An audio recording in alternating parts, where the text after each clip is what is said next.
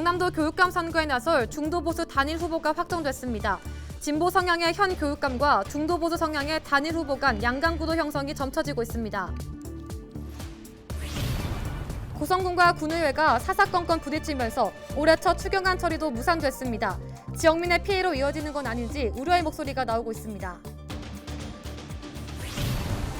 김해 시가 김해 한 달 살이에 참여할 참가자 모집에 나섰습니다.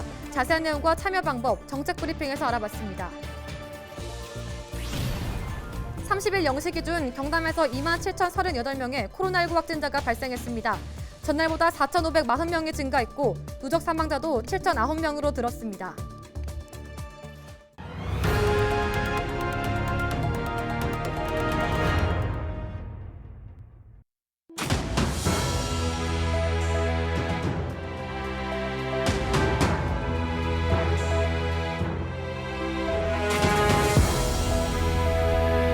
여러분 안녕하십니까? 헬로티비 경남 뉴스입니다. 고성군과 군의회가 지역 이슈를 놓고 사사건건 부딪히는 건이 이제 일상이 돼버렸습니다. 두 기관의 갈등은 올해 첫 추경안을 놓고 되풀이됐는데요.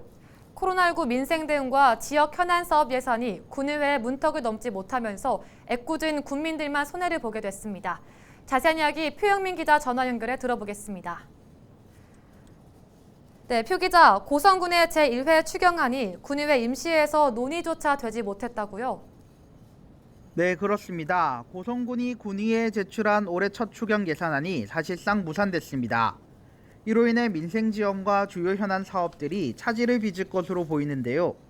추경 무산은 그동안 군수와 군의회가 지역 현안을 놓고 사사건건 마찰을 빚으면서 벌어졌습니다. 고성군은 지난 16일 예비비 등을 포함한 373억 원이 증액된 6,680억 원 규모의 올해 첫 추경안을 군의회에 제출했는데요. 코로나19 소상공인 지원을 담은 민생 예산과 군의회에서 삭감했던 가족센터 유스호스텔 건립 등 주요 현안 사업 예산 확보에 추경의 초점이 맞춰졌습니다. 하지만 군의회가 지난 24일 1차 임시회에서 안건 상정을 보류하더니 29일 열린 임시회에서도 논의조차 되지 못하면서 행정과 의회 갈등에 민생과 현안 사업이 중단될 위기에 처했습니다. 네, 두 차례 군의회 임시회 과정에서 추경안이 상정조차 되지 못했는데요. 그 이유는 무엇입니까? 네, 군의회는 집행부가 계획에도 없던 추경을 사전 협의나 조율 없이 일방적으로 밀어붙였다는 입장입니다. 보통 추경안 상정을 위해선 사전에 집행부와 군의회가 함께 계획을 잡아야 하는데 이번 추경의 경우 이런 절차가 부족했고 코로나19 등으로 의원들이 모여 의논할 상황도 되지 못해 상정하지 못했다고 덧붙였습니다.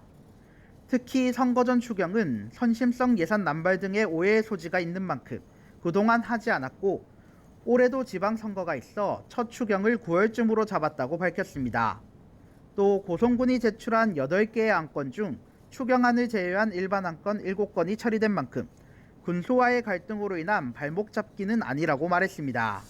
네, 결국 추경이 무산됐는데 고성군의 반응도 궁금합니다.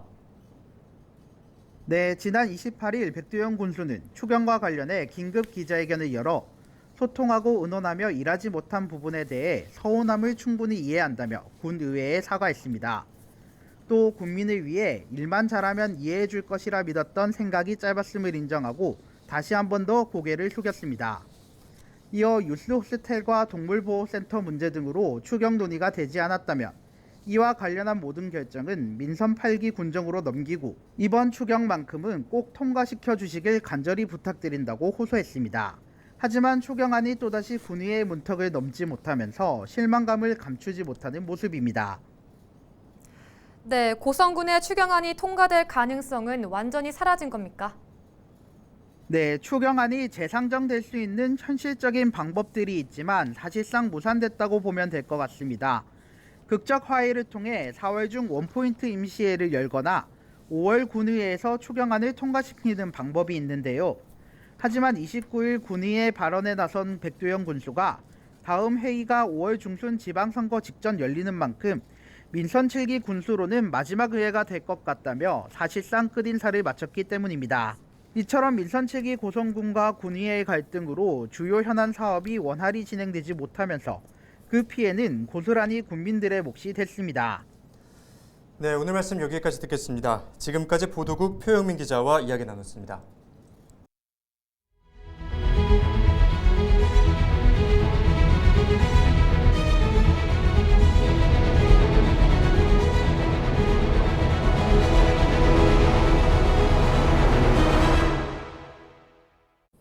네, 오늘 6월 치러지는 경남도 교육감 선거의 최대 관건은 중도보수 후보의 단일화 여부였는데요.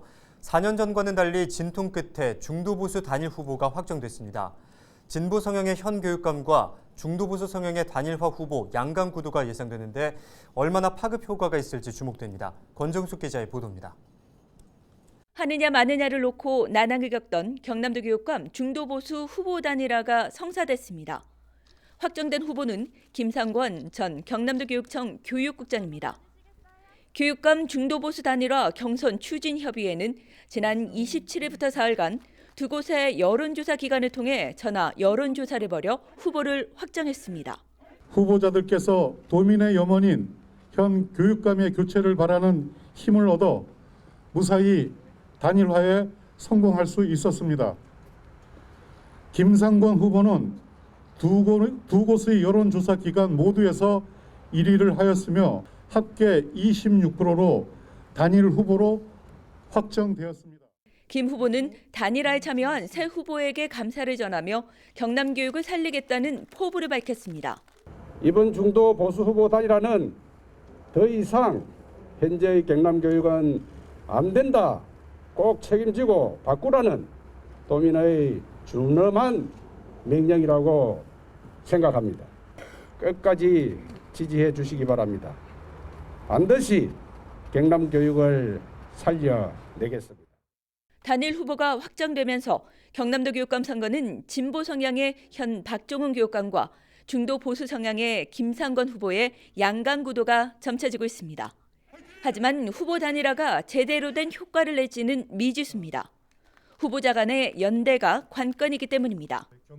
4년 전 단일화 무산으로 각각 출마해 박 교육감에게 패했던 선례가 있지만 아직 예비 후보 등록 기간인 만큼 경선에 불복하거나 또 다른 후보의 출마도 이어질 수 있습니다. 60여일 앞으로 다가온 6일 지방선거, 교육감 선거전도 1라운드를 시작했습니다. 헬로티비 뉴스 권정숙입니다.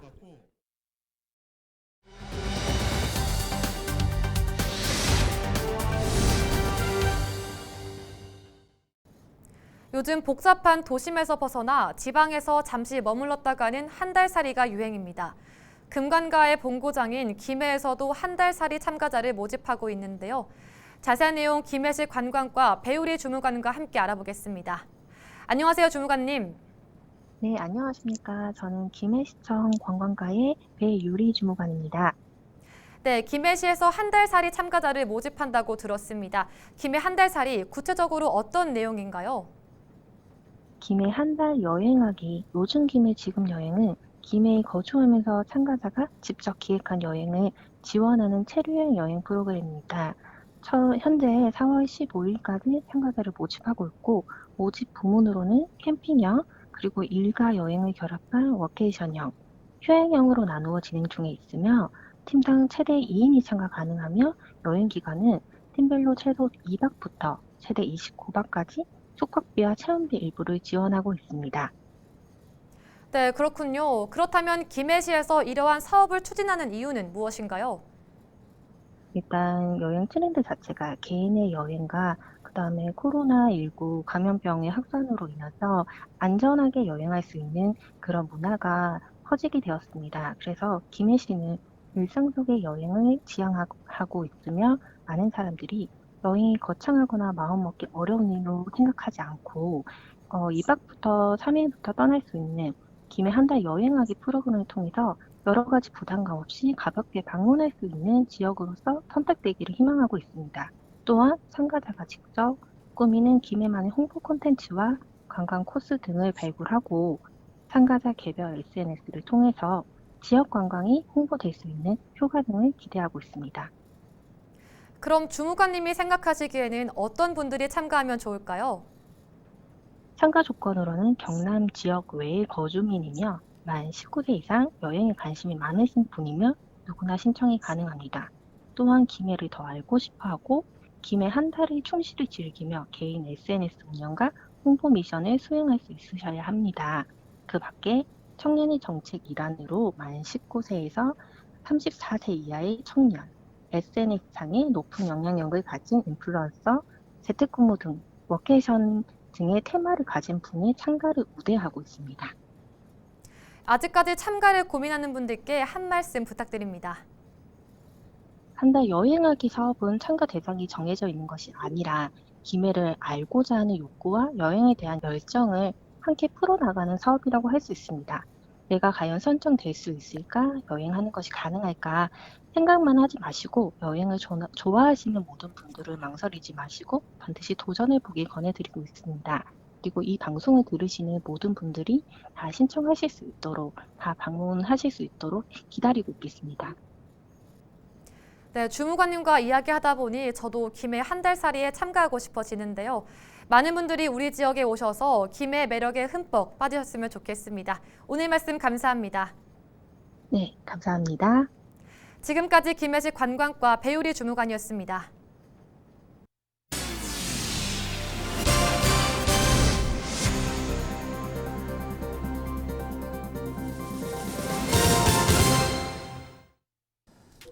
정부가 전기요금을 올리기로 했습니다. 당장 다음 달부터 적용되는데요. 기준 연료비를 킬로와트시당 4.9원, 기후환경요금은 2원씩 인상하기로 했습니다. 기존보다 6.9원이 오르는 건데 월 평균 307킬로와트시를 쓰는 4인 가구에 적용해보면요. 한 달에 2,120원가량이 늘어나는 셈입니다. 그리 크게 오르지 않는 건 정부가 전기요금의 구성 요소 중에 하나인 연료비 조정 단가만큼은 2분기에도 동결하기로 결정했기 때문입니다. 코로나19 장기화에 국제유가가 가파르게 치솟고 있는 상황에서 이 전기요금까지 크게 인상되면 아무래도 서민들에겐 부담으로 작용할 수가 있기 때문에 코로나19가 길어지고 치솟는 물가를 고려한 조치인데요. 다만 코로나19와 러시아의 우크라이나 침공 여파로 원가가 계속해서 오를 경우 한전의 적자가 우려되는 상황입니다. 지난해 5조 8천억 원 규모의 영업 손실을 기록했다고 하는데요. 원가 폭등 악재가 덮친 상황에서 비교적 전기요금 인상폭은 그리 크지 않아서 서민 부담은 덜 수 있게 됐는데요. 정부가 요금 인상을 억누르면 미래 세대가 공기업의 부실을 짊어질 수 있다는 지적도 나오고 있습니다. 지금까지 데일리 브리핑이었습니다. 30일 0시 기준 경남에서는 27,038명의 코로나19 확진자가 발생했습니다. 이는 전날보다 4,540명이 증가한 것으로 해외 입국 1명을 제외하면 모두 지역 감염입니다. 지역별로는 창원이 8,487명으로 가장 많고 김해, 진주, 양산, 거제, 사천, 통영이 뒤를 이었습니다.